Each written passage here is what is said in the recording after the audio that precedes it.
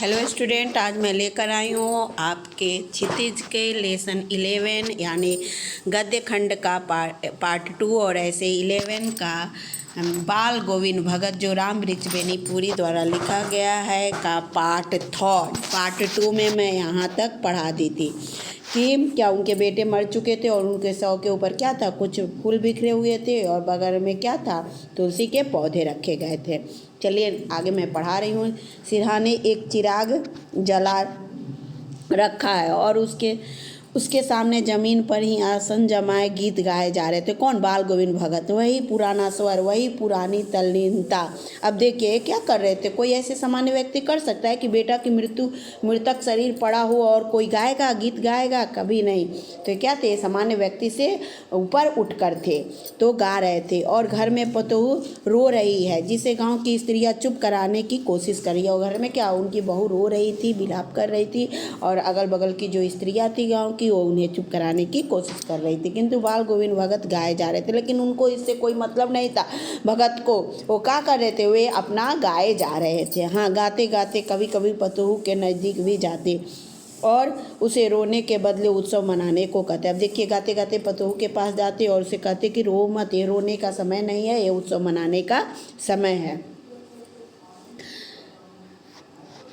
आत्मा परमात्मा के पास चली। क्यों उत्सव मनाने का समय है? क्योंकि ये जो आत्मा है वो परमात्मा के पास चली गई है। विरहिणी अपने प्रेमी से जा मिली है, इसलिए कि वो कभी, आत्मा तो कभी नहीं मरता, वो तो अमर है। और ये आत्मा परमात्मा में विलीन हो गया, चला गया। ये आत्मा क्या है? विरहिणी है।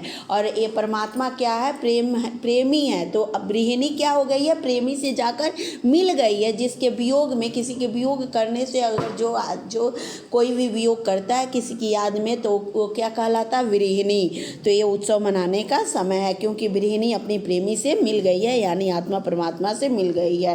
क्योंकि ये कबीरवादी थे, कबीरपंथी थे और कबीर जी क्या थे? निर्गुण ब्रह्म के उपासक थे, यानी वो ज्ञान संदेश देते थे कि आत्मा का वास तो प्रत्येक कण में है। इसके अनुसार उनके कहने का मतलब कि तुम्हारा पति नहीं मरा है, उसकी आत्मा जीवित है, बस वो परमात्मा में जाकर मिल गया है।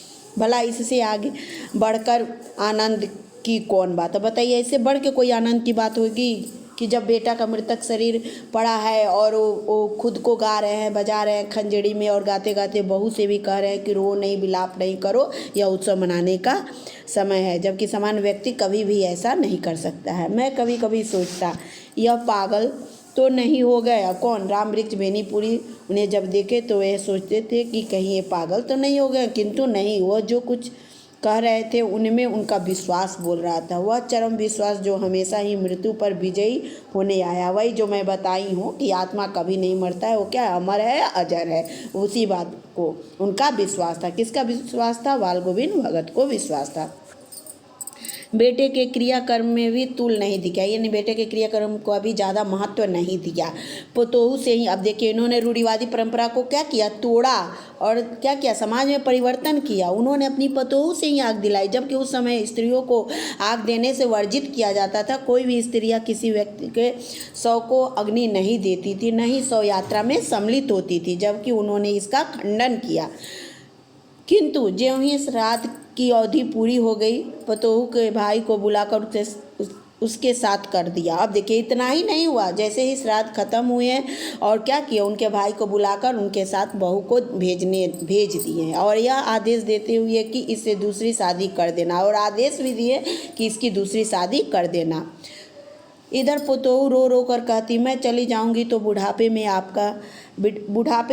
में कौन आपके लिए भोजन बनाएगा? बीमार पड़े तो कौन एक चुल्लू पानी भी देगा? लेकिन ये जाने को तैयार नहीं थी। क्यों? उनकी बहू, क्योंकि वो बहुत ही आदर्श बहू थी, जो कि आज के समाज में बहुत कम देखने को, ऐसी आदर्श बहू देखने को बहुत कम मिलेंगी है। लेकिन क्या है, संख्या बहुत कम है, क्योंकि उन्हें परिवार के एक एक सदस्य का वो ख्याल रखती थी, सबका ध्यान रखती थी, इसलिए वो नहीं जाने को तैयार नहीं थी। कह रही थी कि आप जब मानिए बीमार पड़ जाएंगे, जब आपके स्वास्थ्य बिगड़ जाएंगे तो कौन आपका दवा दारू देगा, कौन आपका ध्यान रखेगा? इसलिए वो कह रही है कि मुझे आप अपने चरणों से अलग नहीं कीजिए। लेकिन भगत का निर्णय क्या था? अटल था। वो अपना निर्णय बदलने वाले नहीं थे। तू जा, नहीं तो मैं ही इस घर को छोड़कर, आप कह दिया, क्या आदेश दे डाले, तुम जा जाओ, और नहीं तो क्या करूँगा, मैं ही इस घर को छोड़कर चले जाऊँगा। अब क्या थी, बेचारी लाचार हो गई उनकी ये आखिरी बात सुनकर, और क्या की बेचारी, क्या करती, इस दलील के आगे बेचारी की क्या चलती। अब इस दलील के आगे वो विवश थी और क्या की, चली गई। बाल गोविंद भगत की मौत उन्हीं के अनुरूप हुई। वह हर वर्ष गंगा स्नान करने जाते, स्नान पर उतनी आस्था नहीं रखते जितना संग समागम और लोक दर्शन। स्नान करने जाते उतना आस्था के साथ, विश्वास के नहीं साथ, जितना कि संतों से, साधुओं से, सन्यासियों से मिलने और लोगों को देखने करने के लिए जाते थे। पैदल ही जाते, करीब 30 कोस पर गंगा थी, 30 कोस पैदल ही जाते थे। साधु को संबल लेने का क्या, अब जो साधु सन्यासी होते हैं वो किसी का सहारा नहीं लेते, और गृहस्थ किसी से, और गृहस्थ लोग किसी से क्या करते हैं, भिक्षा नहीं मांगते।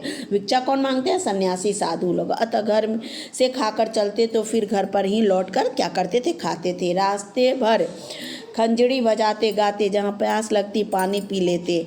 4-5 दिन आने जाने में लगते, किंतु इस लंबे उपवास में भी वही मस्ती। अब देखिए, जाने आने में भी 4-5 दिन लग जाते, कुछ खाते पीते भी नहीं, केवल पानी पी कर रहते, और फिर भी क्या उनका वही उत्साह, वही मस्ती रहता था। अब बुढ़ापा आ गया, किंतु टेक वही, यानी स्वाभिमान वही थी, जवानी वाली। इस बार लौटे तो तबीयत कुछ सुस्त थी, यानी इस बार आए तो उनकी तबीयत सही नहीं थी।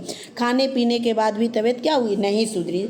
थोड़ा बुखार भी अब आने लगा, किंतु नियम व्रत तो छोड़ने वाले नहीं थे। कितना भी उनकी तबीयत खराब थी, उनको बुखार भी आने लगा था, किंतु उन्होंने अपना नियम नहीं तोड़ा था। वही दोनों जून गीत, स्नान, ध्यान, खेती बाड़ी देखना दिन प्रतिदिन छींचने लगे।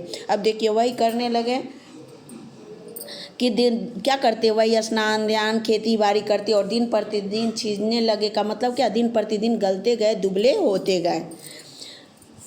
लोगों ने नहाने धोने से मना किया, आराम करने को कहा, किंतु हंसकर लोग जब उनकी तबीयत की ऐसी हालत देखी उनकी शरीर के, तो लोगों ने मना किया, कहा कि आप स्नान मत कीजिए, लेकिन उन लोगों की बातों को हंसकर टाल देते। उस दिन भी संध्या के गीत गाए, किंतु मालूम होता है कि तागा टूट गया। अब देखिए, दिन प्रतिदिन वो बहुत कमज़ोर हो गए थे, और उस दिन शाम को गाना गाए, किंतु क्या हुआ, उनके गले में वो राग, वो लय, वो सुर नहीं था, वो टूटा हुआ था, यानी वो बिखरा बिखरा मालूम चल रहा था। ऐसा लग रहा था जैसे कि माला का एक एक दाना बिखर गया हो। और भोर में लोगों ने गीत नहीं सुना। जब उस समय शाम को ही उनका लय, सुर, ताल जो था वो बिखरा बिखरा लग रहा था, तो लोगों को थोड़ा सा शक हुआ। लेकिन भोर को जब लोगों ने उनका गाना नहीं सुना तो क्या हुआ, जाकर देखा तो बाल गोविंद भगत नहीं रहे, सिर्फ उनका पंजर पड़ा था। तो जब लोगों ने भोर में उनका गाना नहीं सुना और जाकर उनके घर में देखा, तो क्या देखते हैं, बाल गोविंद भगत मर चुके थे, आत्मा उनकी शरीर से निकल चुकी थी और उनका अस्थि पंजर पड़ा हुआ था। यहाँ ये कहानी आपका खत्म होता है। बाल गोविंद भगत, इसे ध्यान से पढ़ेंगे।